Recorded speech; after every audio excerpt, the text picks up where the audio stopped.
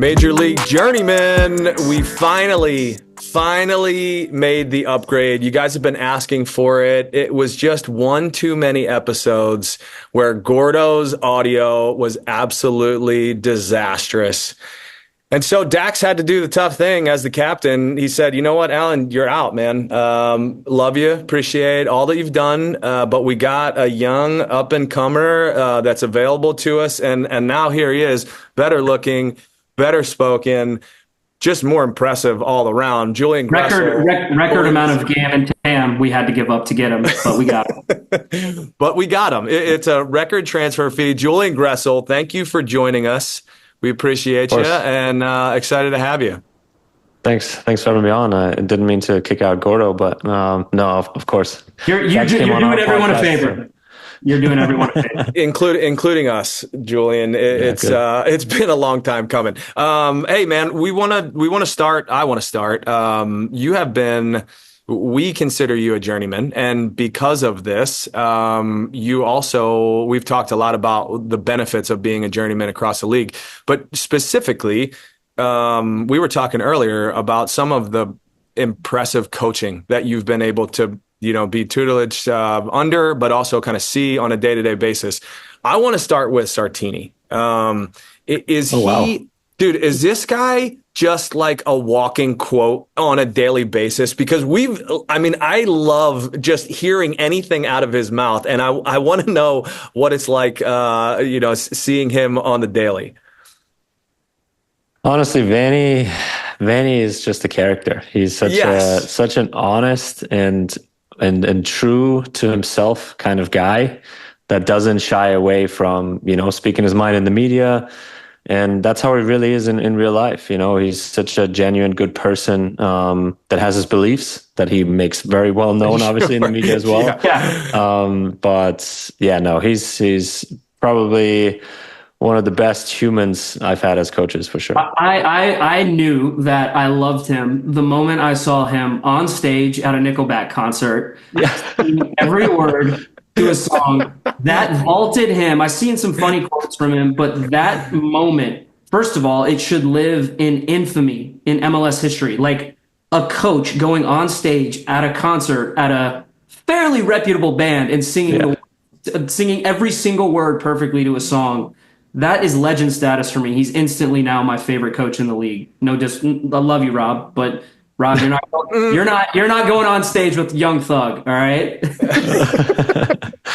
No, it's that type of stuff that he just kind of, he's not ashamed of it.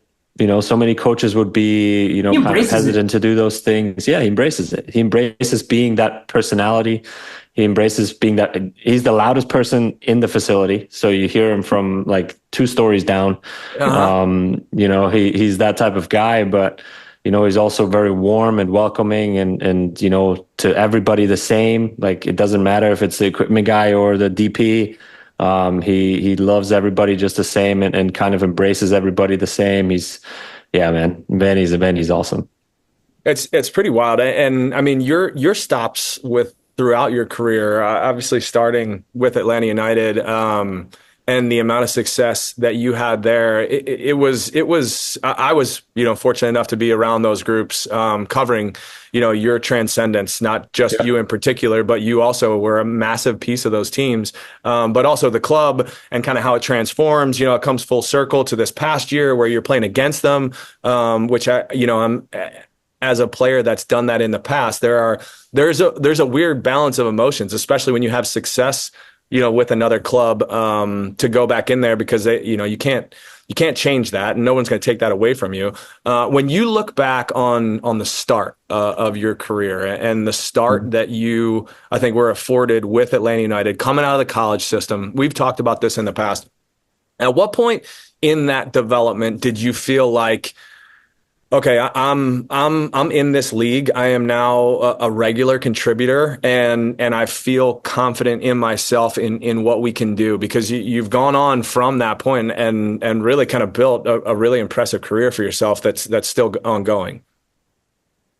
Yeah, it's a really interesting and kind of good question, because it just doesn't just give me this one moment, where I'm like, okay, now I've kind of made it. There's moments along the way, and it starts with being in the lineup the first game of the season as a rookie, and then kind of just being consistently in the lineup throughout that year, winning Rookie of the Year, obviously kind of showed me that my peers, were seeing what I was seeing as well, and media and coaches and all, and front offices, whoever voted for that. But that kind of just showed me, okay, this is, you're in the right path here. But coming back on that second season and kind of not having, just one good year, but also kind of doubling down and having a really good second year and kind of staying in the lineup, obviously with a different role as more of a wing back in that year.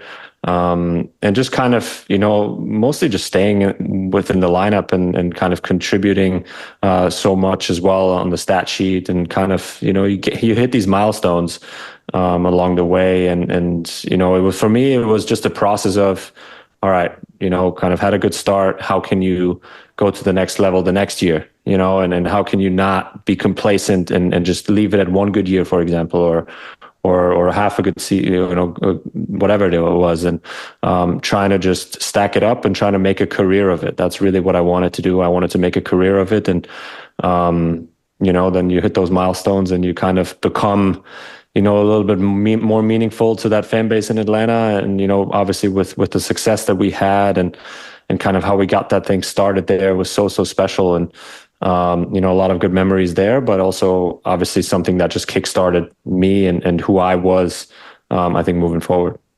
You've played for some really impressive coaches, and I think that, you start with Tata Martino, right, which ultimately comes full circle to where you're at now. His trust and belief in you brings you back down to Miami.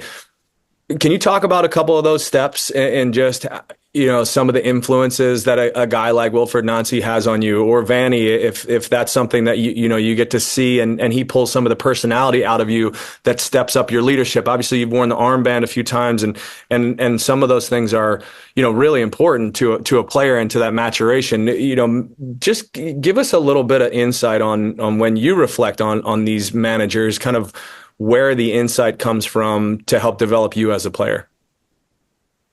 I mean, it starts early with Tata and that first year where everything happens so fast as a rookie. It's like, it's really tough to be in the moment, to really take everything in and really like be conscious about what's happening really around. Yeah, you're drinking from the fire hose every single day. Absolutely. Right. So, you're trying to just stay on the field by listening to the coach and trying to do what he wants you to do. And then be able to kind of adapt later on where you look back at, I remember video sessions where, we had a 45-minute video session and 25-30 minutes were about yourself. and those things, in the moment were like, man, like I got to get so much better. And why is he always picking on me and those types of things? But like towards the end of that season, for example, I remember Jeff Lawrentowicz telling me, he was like I was talking to him about it, and he was like, just means he cares and he wants you to be better. Like it's just a perspective shift, of those types of things. And I mean, going from college when you are the man and you are a man amongst boys, especially at the end of a collegiate career, to now have to take critical feedback. There is a transition there, right? Where you're like, okay, and I've always said this, as long as the coach is talking to you, whether he's ripping you apart or praising you, as long as he's talking to you, you're in a good spot. Once they're not talking to you, then that's definitely where you do not want to be. Yeah, absolutely. So it was definitely a humbling kind of first few weeks in a sense, right? Where you come in as a rookie and you got to shut up and do your work, and kind of listen and then all that stuff. And, thankfully I had some good mentors on that team, and I was mature enough to really see that as well, and that's a big thing, I think, coming out of college where, some kids sign homegrown deals or get drafted, early on, even Generation Adidas players that aren't ready, and that they kind of don't see that. So for me, it was big. And Tata really taught me of one, how to be a pro, but also kind of how to have an aggressive mindset and how to listen to kind of the principles, that we had as a team, if that's pressing all together, what he wanted to do when, for example, I was playing as a 8 or, when one of the 6s were to drop between the center backs, where he wanted you to go, kind of different different tactical mechanisms like that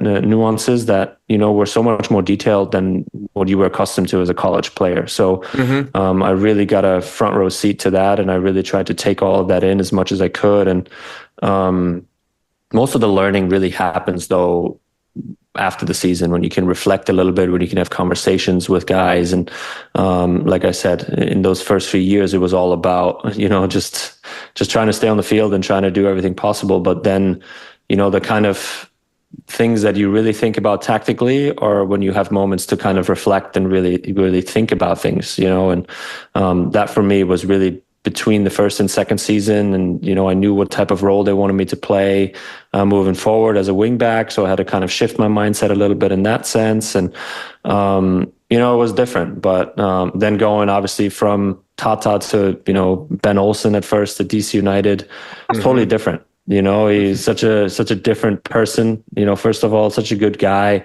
obviously very different tactically, just a different team in general. So you get different values, from those types of coaches. And then talk about a coach like Vanni, who tactically was complete opposite of Tata, for example, all about zones, not so much man-to-man pressing. Like, no, we're all compact. We only worry about the ball. We don't worry about any player.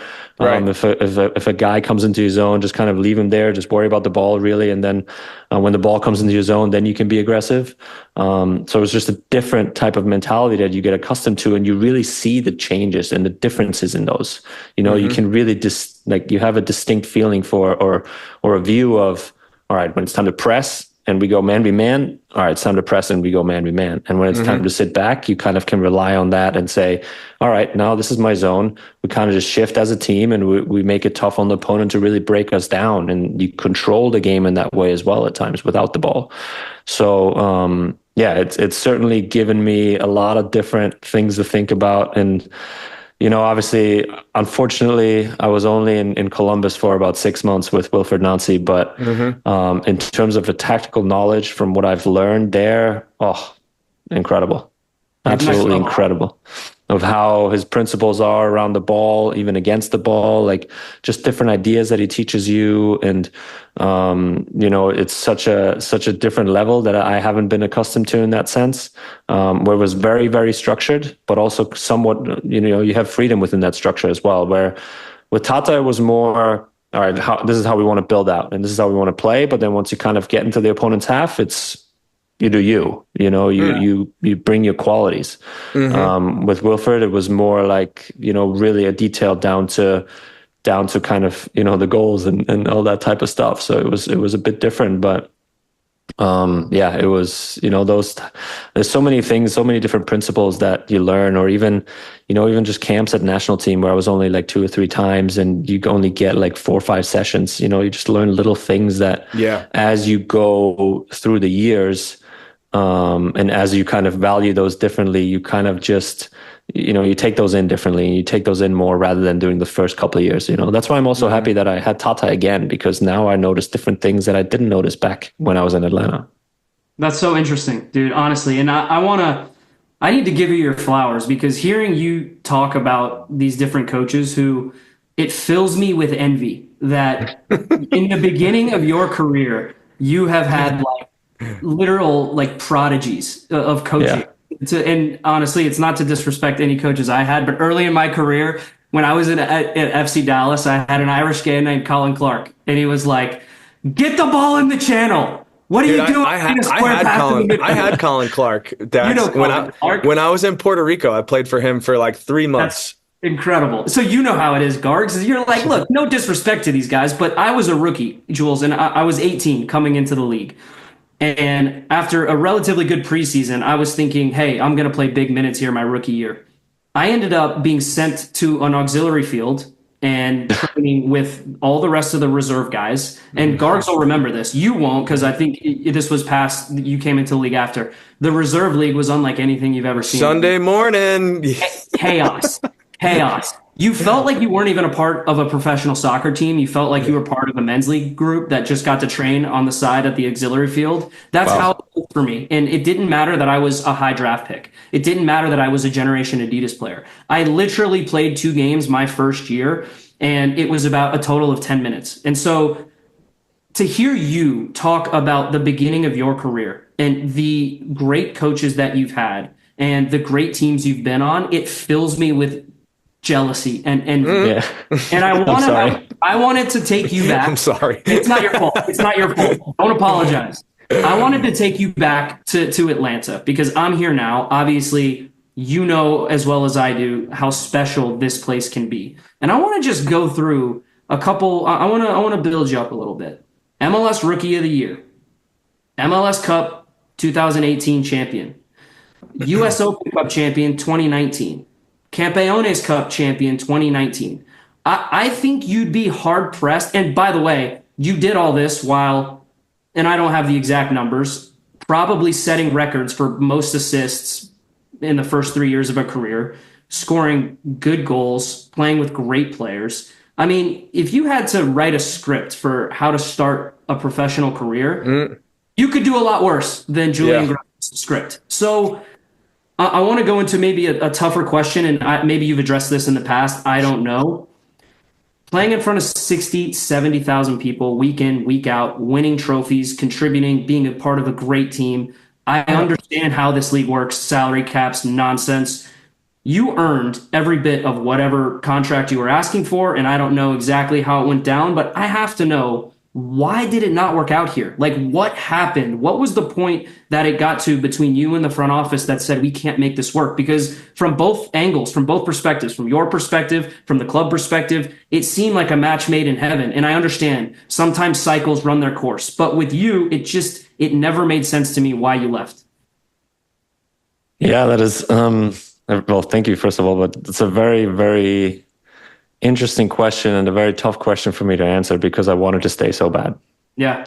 And I wanted to continue that. You know, like you said, I think I played the most minutes for the club at that time, most appearances, obviously won all the things. I was emotionally attached to that city, and honestly, I still am to that. You're always emotionally attached to your first club. I don't care who you are. Yep. You always are. They're the ones that drafted you and gave you the chance. So that makes a ton of sense.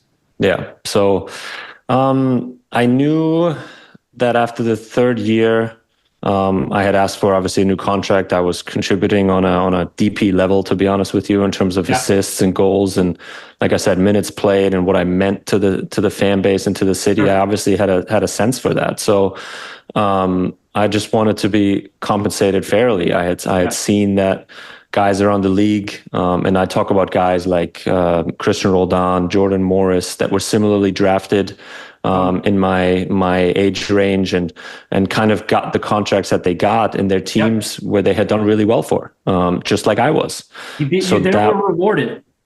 Yeah, so that was the type of contract I was asking for, and it wasn't DP level money. It wasn't anything outrageous. It was just kind of what the market was telling me I could get, and I got it in the end at just unfortunately a different club.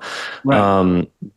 And you know, ultimately, it just really was a big difference in understanding in that sense. Jules, where do you think the disconnect was when you look back on it now, being removed a number of years and watching those things unfold? Obviously, when you're in it, it's emotional. You know, and it's tough. It's tough to advocate for yourself. It's tough to look at the things that you do every single day and then have a front office say, no, we value you at X because they're working with another set of parameters and trying to make it all work. But when you reflect now, where do you think that was? Where was that gulf?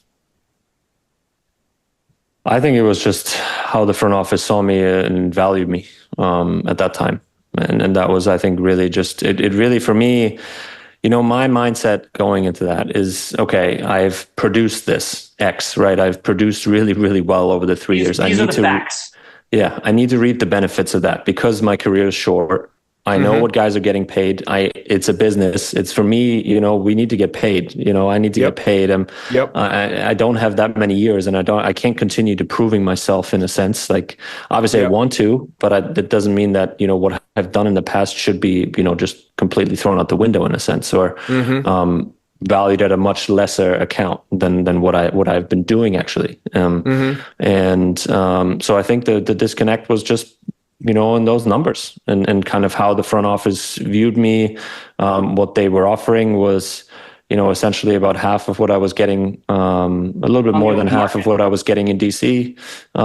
Later, you can look all this up online. I don't need to talk about the numbers, but yeah, that's essentially what the offers were. And I just felt like I didn't really, my market was just better than that. And that's, I made, a decision emotionally, an emotionally tough decision, to leave. And to kind of more so look at my long-term career and my projected earnings, throughout my career, with knowing that if I sign a better contract, I then can continue to produce, that I could get an even bigger contract afterwards. Sure.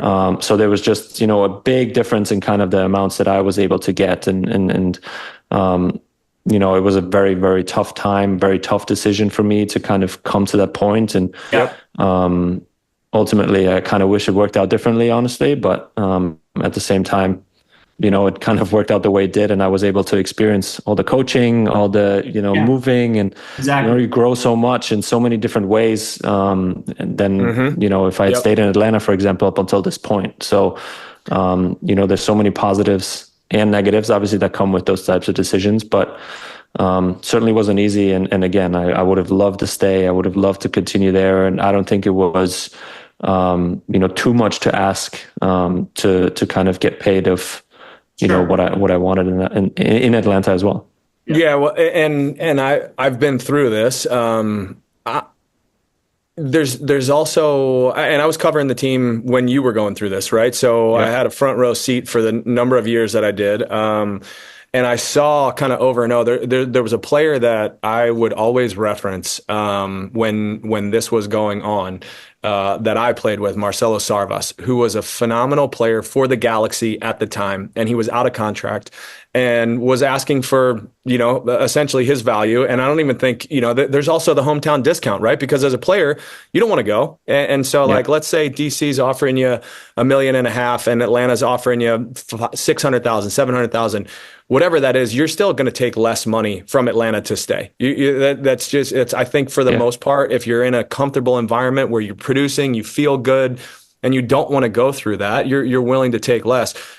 Bruce elected to let Marcelo go and couldn't ultimately replace him. And it was the start of the downfall of Bruce's time and the downfall of the Galaxy, that we had a pretty significant run there for a while. And I think that you moving on was a big piece of what ultimately led to Atlanta's fall from grace in that run. I just wanted to clarify, I'm assuming that Atlanta was aware of these other offers for you to leave, right? And they just ultimately made the decision that they couldn't justify your value on the field for the number that you wanted. Is that accurate? Yeah, you have to I think so. Right? I mean, it's not like we asked for more from DC United than we did from Atlanta. Right. And like you said, I think I would have probably taken less in Atlanta to stay. Not, the less that they offered me, but a little bit less than I think what I ultimately got in DC. So, yeah, I think there was just, there was a communication where, it was just tough. I think after MLS Cup, they told me they wanted to do a new deal. Then it took 6 months for me to get a first offer. Then, that offer obviously was, not great. And then you kind of go through the season as you play well, you kind of, no, I just continue to play and kind of hedge my bet a little bit and bet on myself. And I continued to do that. And then that offer for some reason never really improved. So that's why we kind of just got stuck there. And ultimately it just led to,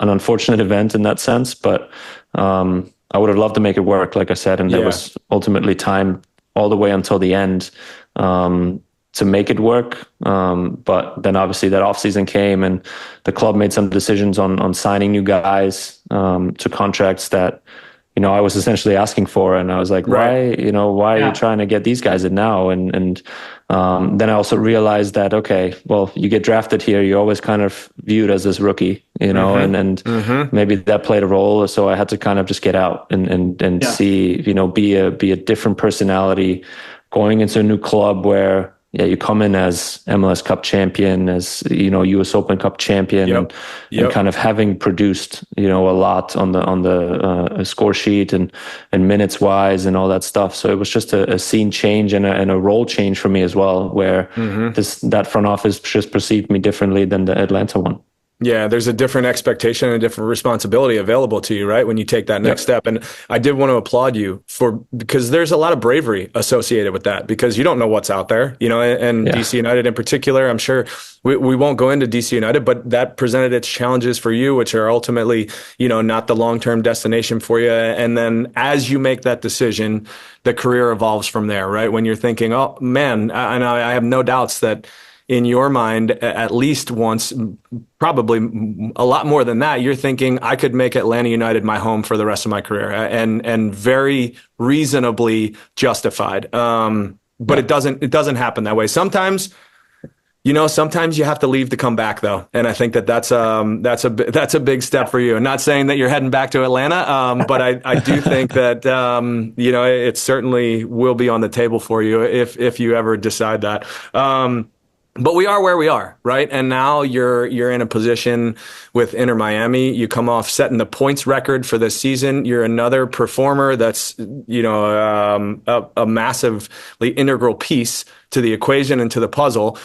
I wanted you to talk a little bit about the transition from the regular season to the playoffs, because we all know what happened in the playoffs, right? You get bounced. But you guys were fantastic in the regular season. And to be fair, this happens to a lot of Supporter Shield winners, and they have a phenomenal regular season. Dax can touch on this.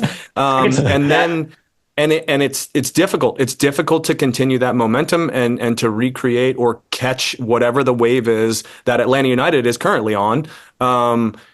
Did you feel that at all, going from regular season to postseason? Was there any concern there that kind of crept into your mind or into the group's mind, or was it just business as usual and the expectations were the same?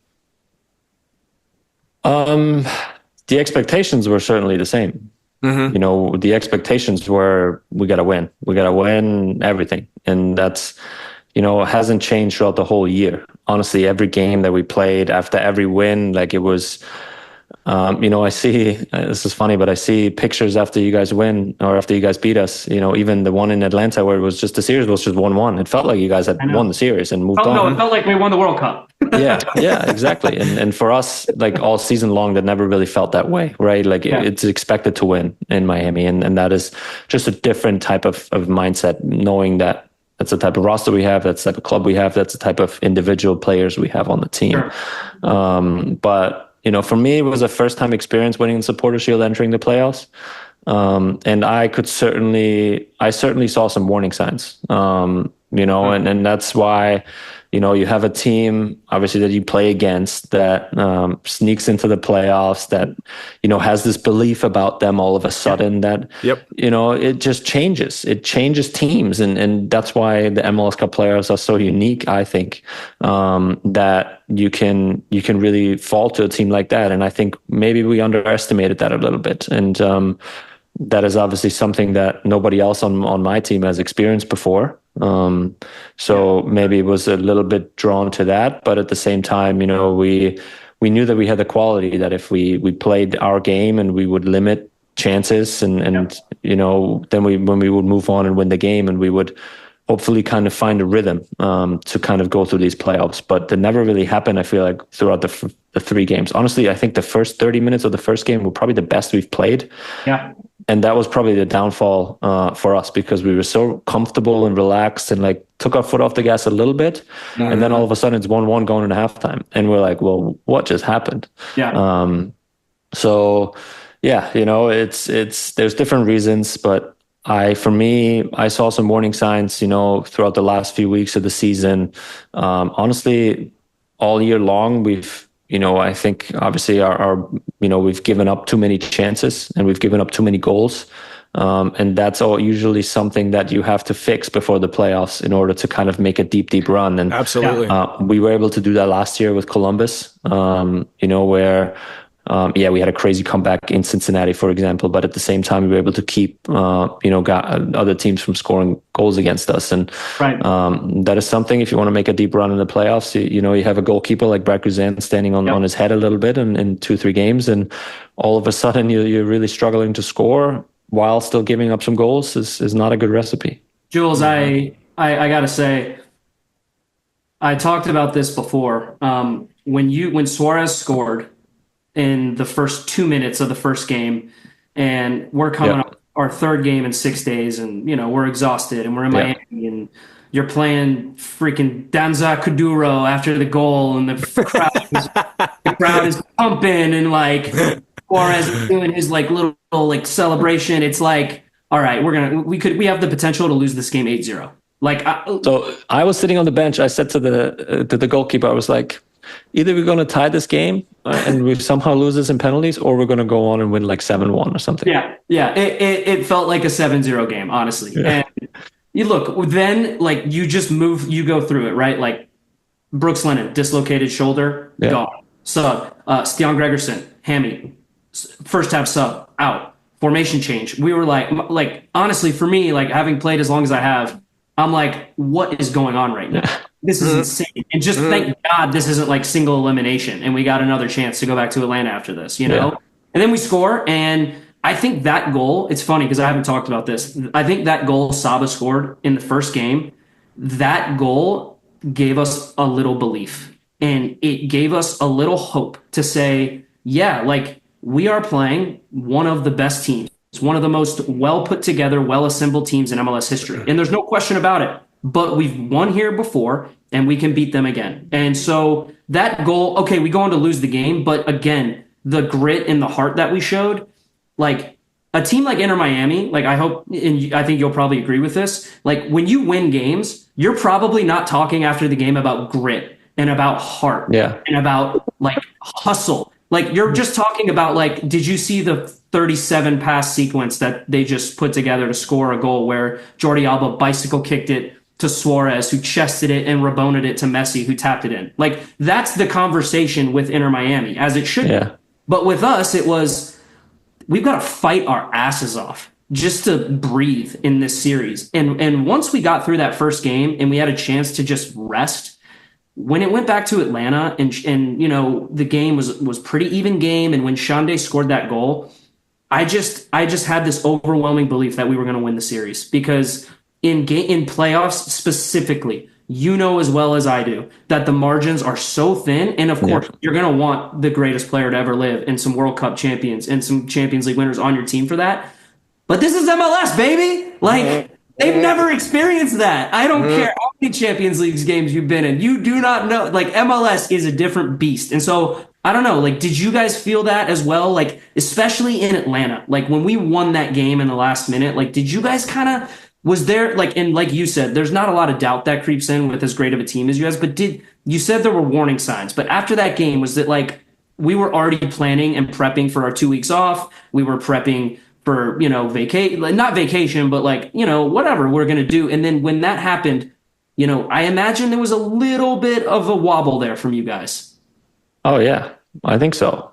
I think so. But for me, it didn't result in a big enough response in game 3 to then warrant, or kind of us moving on in a sense. And that's something that I think we were a little bit too comfortable, still trying to rely on our qualities and kind of our, like, I mean, for me, symbolic is the goal that we concede, right? Yeah. To lose the series. It's a big symbol of kind of the type of mindset that we had going in, where or kind of even approaching that third game. And that's just, not enough in the MLS Cup playoffs, where it's, there's not enough fight, there's not enough bite, like you're saying, that you guys had. And I had shown guys, or I told coaches about, the picture, I think Brad posted it on his Instagram, where you guys are in the locker room after that 1-1. You said it, you're celebrating like the World Cup. And I was like, that is what it means to you guys. That is why you guys fight and run and do everything possible to win the games. And, I see your striker running down, doing sprints in that third game, like unreal, in the 50th, 60th minute, he's exhausted, but he's still going to go for the next one. And you guys are fighting down everything. And that is just the type of mindset and mentality we were maybe lacking a little bit. And you guys had it. And again, you have to have players step up, and Brad, stepped up in a huge way. And, obviously Sunday scores a great goal in that second game, and all these other, things that happened. Saba, I think, had a great series. Yeah, he did. You stepping up again, like, it's those types of things. Like it's these types of individual performances that obviously have to come through as well. But at the same time, it's the overall kind of, mentality that you have that gets you through a series like that, or gets you, through to the next round. And ultimately, I think it was a big learning experience for a lot of our guys. And, unfortunately, I wasn't able to be part of it on the field, because I felt like I could have given some of that, and I could have given that kind of fight and energy and chasing down something that you might not even be able to chase down, but at least to like show, some like, kind of fight and stuff, and not just by yelling and talking, but by actually doing. And that's something, it's like irking me, I have this irky feeling because I wasn't able to show that, and that's something I'm upset about. Honestly, can we explore that a little bit more? Because we don't need to belabor the point, but I want to make sure that I'm fully clear on something. You probably had, and I don't know for sure, most appearances this year for Inter Miami. Most minutes played for Inter Miami, I think. I could be wrong, but certainly top 2 or 3. 12, 13 assists, multiple goals, game-winning contributions. When the big guys were out, Messi was injured for months. Suarez didn't play every game. Busquets didn't play every game. Jordi Alba didn't play every game. You were the one constant, and your depth was obviously very good, some of the best depth I've ever seen in MLS history, but you didn't play 1 minute. 1 minute in the series, and I don't say this to like rub it in. I say this because I'm shocked, and I think the outside perception is, what the hell is going on down there? Like, I know they have quality. They have some of the most quality we've ever seen, but about a guy, we're talking about a 2-time MLS Cup champion who has done it and seen it and been there all season. So what's going on? I mean, what happened, man? Like, where are we with what's going on here? We were very specific with why Dax was on the field in the playoffs too, because he's got experience and he has that level of knowledge that a lot of the guys in Inter Miami don't have. They, world class experience, but maybe not playoff experience, and it is a different beast. You're not afforded that opportunity. How are you not on the field?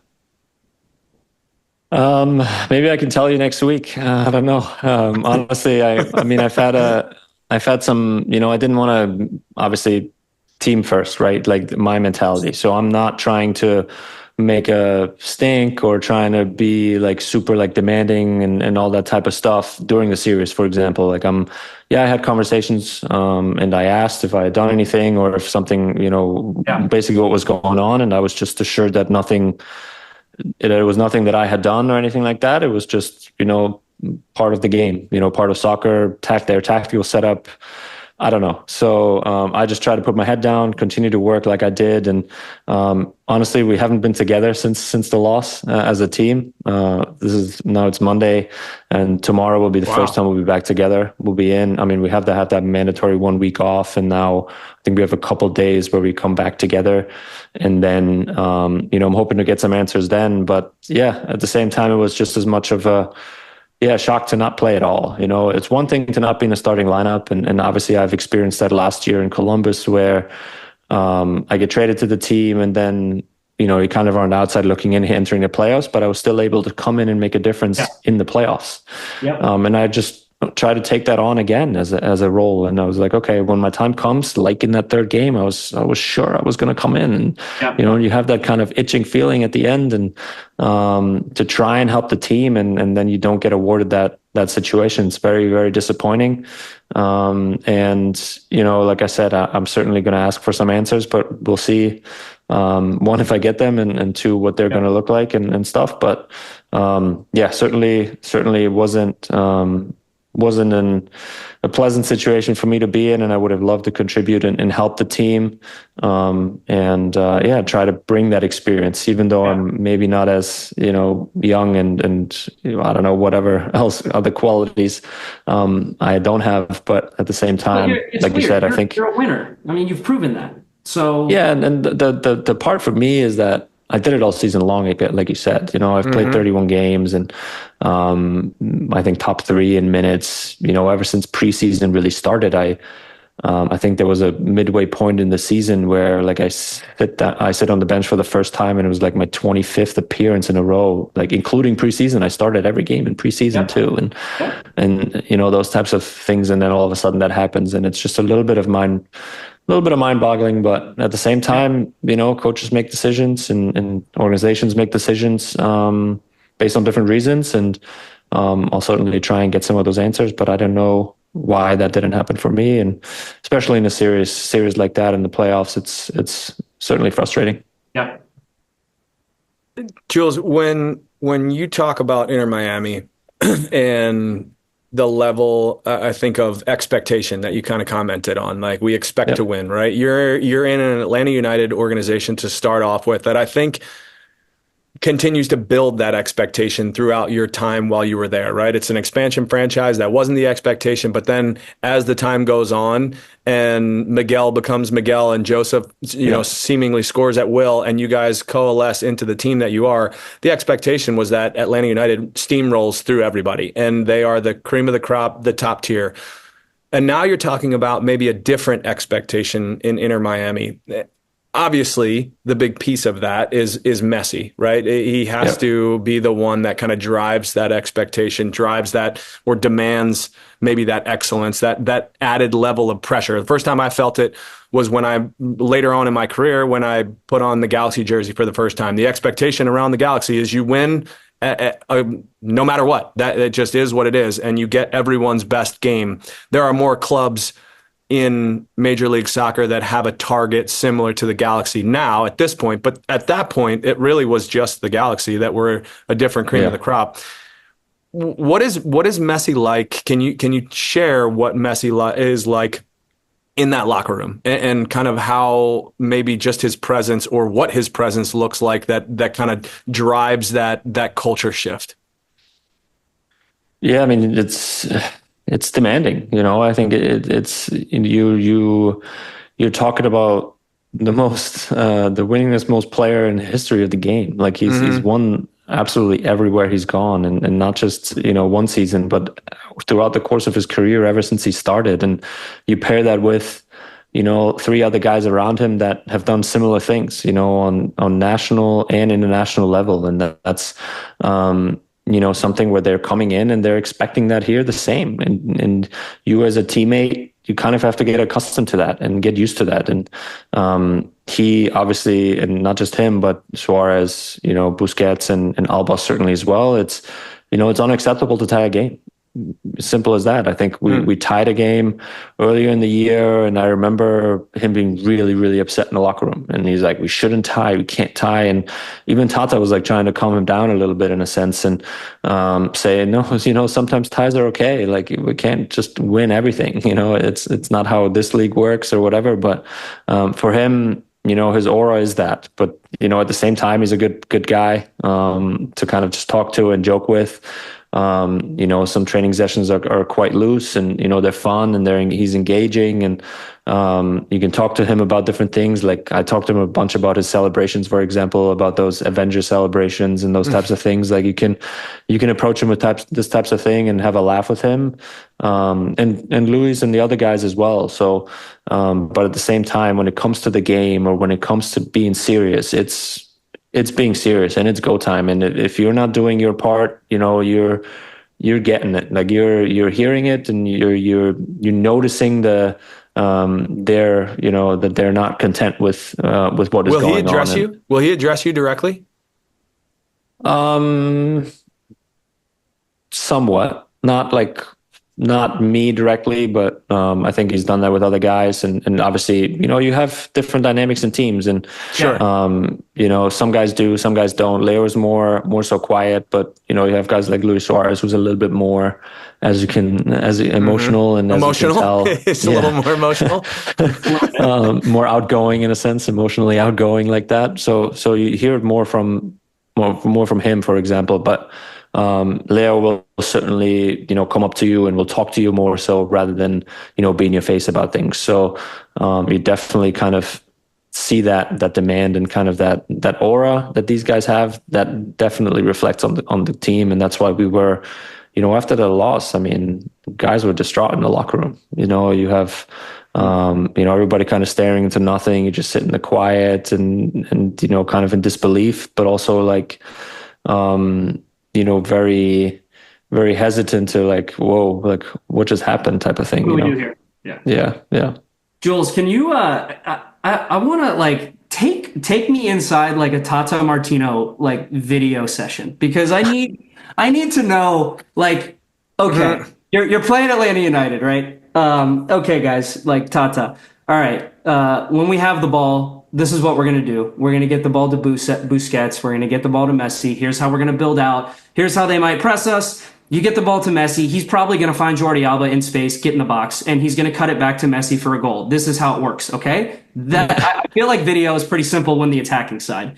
Can you please talk to me about, like, if you're in like a defensive video session or whatever, and Tata's going through tactical defensive shape, and you say, all right, and Tata's like, all right, we got this.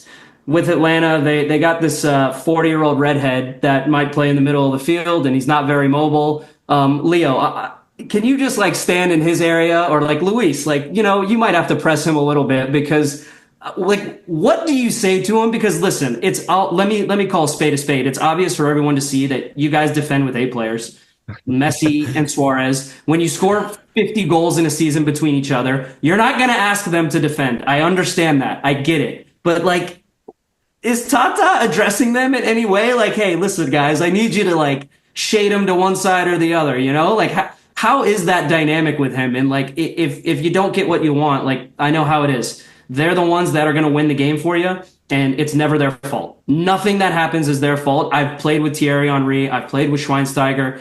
Gargs has played with some big time players himself. Like, we know how it works, but like, can you take me inside, like, the Tata Martino, how do I manage this tactical situation? Yeah, it's very delicate. But that's but brilliant. Good word. No, but I think that Suarez and Messi, they're actually more in tuned to kind of our tactical setup than you think. I think, like even defensively, I think when you talk about trying to shade things one way, I think that's more so their role. Or if we are an aggressive press, then you kind of have to take a guy. So those guys will do that. And I think especially Luis, I think he gets a little bit.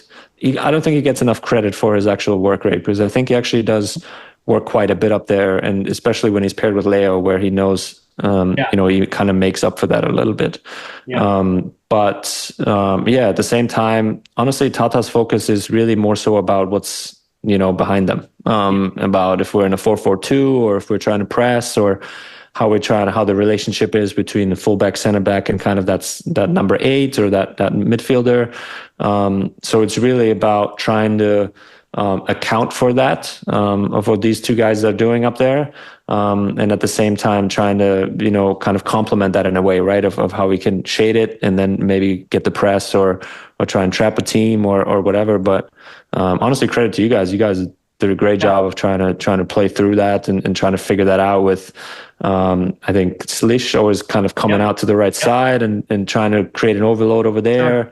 You kind of stay more central and kind of, doing what you do best. And that's not really losing many balls. It's simple as that. And so it made it tough for us. And dude, it was definitely an interesting tactical battle. And the last one I wanted to talk about the series, because I think it had a pretty big effect on both games.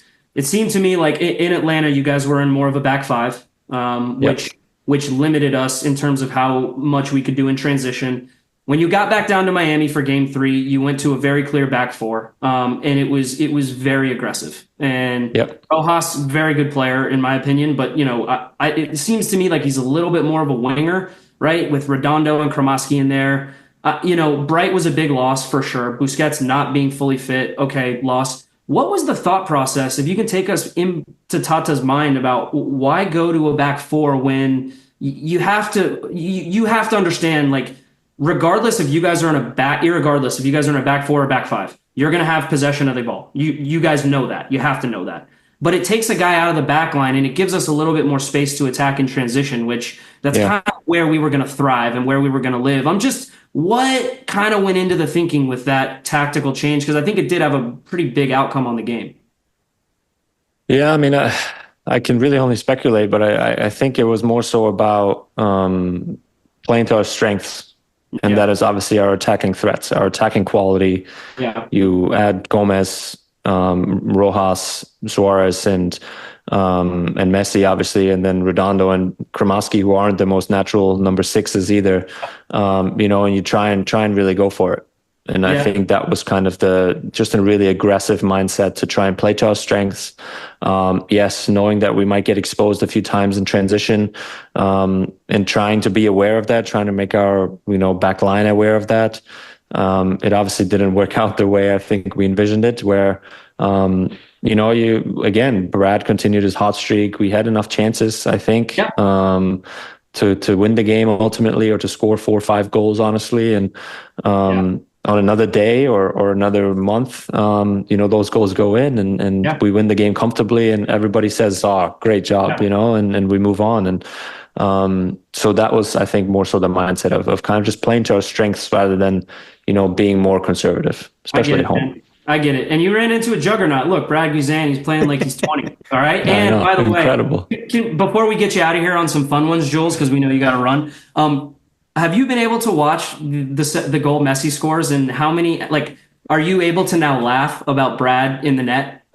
Because I've laughed about that a million times. And I want to make sure that I'm not the only one here. No, I definitely laughed about it. It's hilarious how he's kind of caught in the net there and trying to get out. And oh my gosh, it's Suarez just giving him the business. I mean, dude, Suarez getting in his face while he's unable to get out is the best part of it. I mean, you gotta ask Suarez about that. It's like, hey man, you're kicking a man while he's down, dude. Come on. I know. I don't know, but it's hilarious, and it should be created into a GIF or something that you can just kind of have on repeat. It's amazing. It's the gift that keeps on giving, man. Let's get you around some fun ones, man. Me and I don't know if you listen to the pod, but we like to do a fun little thing here at the end where we'll give you some start bench cuts. We'll give you 3 options, and you choose whatever parameter you want. And I think Garg's got one for you. We're gonna run through. We're gonna go historical first. So we're gonna go to your time in Atlanta, and we're gonna give you 3 names that I think were mentors in your early stages of your career, maybe still today. But some three guys that I know had a big effect on you, and we'll see how you prioritize them. So start, bench, cut. You got Brad Guzan, Michael Parkhurst, and Jeff Lawrentowicz. Yeah, I knew that was coming. Mm-hmm. You can explain yourself, or you don't have to explain yourself. Honestly, it doesn't matter. No, I think you got to explain yourself. I'm going to start Parky. I'm going to bench Brad, and I'm going to cut Jeff. Oh, is it because he has red hair? It's the red hair, dude. I'm telling you. It's the red hair. No. Jeff, I don't know. I mean, honestly, I should probably cut Brad and bench Jeff, because Jeff had such a profound impact on my career and so many of those young guys that were on that team. He gave so much wisdom. So I'm changing it. And we started without Brad. So it was like, Brad just got there a little bit late. So that's, I'm just going to go back to that. But start Parky, I think he was instrumental to what we did in 2018. And you see that in MLS Cup transpire, especially, where he intercepts a ball and has an assist that, it's just such a smart player and such a smart play to do that. And for that long. And one of the guy, I think he's the guy that I'm closest with probably out of all 3. So I have to start him as well. Yeah, fair enough. And I'll make sure Brad knows you're cutting him. That's fine. Yeah. No right. These are gonna get tougher, by the way. Get tougher, we didn't start you off with a softball, and they're not gonna get easier. Starting with right now, and I apologize. It's going to make you very uncomfortable, but you're going to have to start bench cut three of the best teams that you've been on, and I want to know which way you're going to go here. 2018 Atlanta United team, 2023 Columbus Crew team, 2024 Inter Miami. MLS Cup Supporter Shield winner. And points record. It's points record. Yeah, you got a lot going on here. I think start 2018, no doubt. I think that time was just magical. What we did for that city and how that felt in Atlanta was incredible. It was so much fun to be a part of that team, and looking back to so many fun memories. Going back there now, always brings those back up. So that's definitely, I think, number one. I think we're going to cut this season, honestly. Miami. Really? Just big choice. Just because I think ultimately we play for MLS Cup, and this hurts Dax. This hurts Dax's heart. Because I was going to say that you're just shitting on his resume right now. That cuts me deep. So I'll bench the Columbus one just because I was only there for about 6 months, and I was also on the bench during that MLS Cup run. So, I wasn't part of the field too much those games, but Jules, let the record state that my supporter shields are more valuable than yours because oh my God, get out of here. He played every team in the league. You guys didn't play every team in the league. All right. That hill. Fine. Yeah. Also, he finished with the points record across the league of every team in the league. We're going to revalue that one. All right, Jules, here's your last one and your toughest. I think that there are so many eyeballs on Inter Miami, and a lot of the conversation swirls around the best player in the history of the game, Leo Messi, right? But the other three that are there add such color and such context to the way that you guys play, to the ability that you have, to the success that you've had. So you got to start bench cut Jordi Alba, Luis Suarez, and Sergio Busquets. Give us the lineup there. I love it. I love that face. Oh gosh. He's on the hot seat. He's sweating. Oh, gosh. It's a good thing he's wearing all black. By the way, we're all black, which is amazing. I just noticed that. Excellent. Those guys better not be listening to this, but I don't think that they will. I'm going to send this to their handlers. I'm going to start Busquets. I think we missed him a lot in that series against you guys. And if he was on the field, I think we would have been able to compensate a lot of the things that we were exposed to. I'm going to bench Jordi Alba because I think coming in and having that special connection with Leo is something different, and I think I'm going to cut Luis just because I think you can, you still have one of the best goal scorers in history, obviously, in Leo Messi on the field. And we have a pretty good striker in Leo Campana on the bench. Yeah, you got a DP coming in off the bench as well. That comes in, Dude, so I'll tell you what, you better leave those headphones on and keep your ears safe after this one.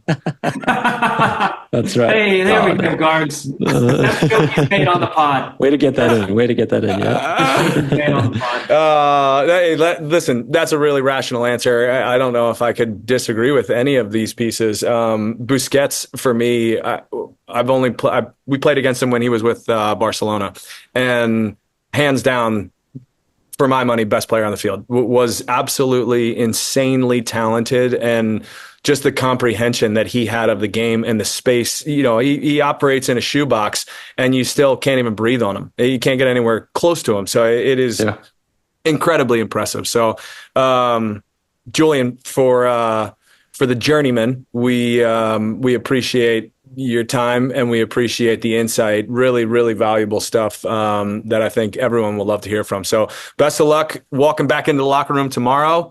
It's never easy. The close of a season always is tough unless you are drinking champagne. But I would be remiss to not remind you how successful of a year that you guys did have.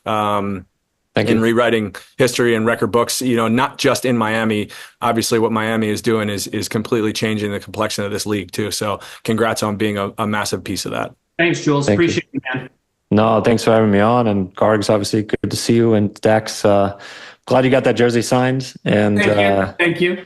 Yes, keep that run going, man. It's special to see and to be in Atlanta, to see the fans like that after that second game, man. It brought a lot of memories back for me, gave me goosebumps and all that. So I'm happy you kind of got to experience that a little bit, and keep it going. This league is better when Atlanta United is doing what they're doing now, and have that fan base going as they are. So good luck. I'll be rooting, and all the best. Cheers, man. Appreciate you. Sounds good. See you, Jules.